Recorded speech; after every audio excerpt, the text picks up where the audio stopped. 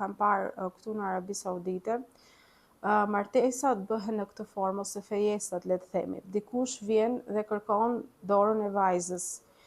Përpara fejesës, ato kanë të drejtë të takohen për ditë, po të duan, sigurisht në prani të personave të familjes, kanë të drejtë të bisedojnë, të flasin, dhe të arrijnë në konkluzion nëse duhet ta vazhdojnë këtë gjë apo jo. Prandaj dhe nuk është Islami nuk e ka mbyllur apo të jetë në një mënyrë të rrept që nuk lejohen takimet.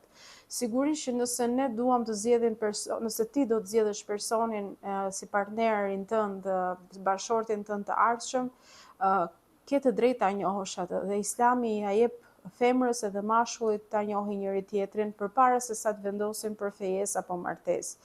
Dhe gjatë kohës që bëhen këto takime, flitet me njëri tjetrin, e shikon tjetrin se si reagon. Duhet keni parasysh të dalloni se si personi reagon kur është me nerva, se si kur është i lumtur, se si reagon kur ti e kundërshton për diçka dhe thua jo. Domethënë duhen parë të gjitha se si reagon kur ai është në pozitë të vështirë, shihni çdo gjë përpara se sa të vendosni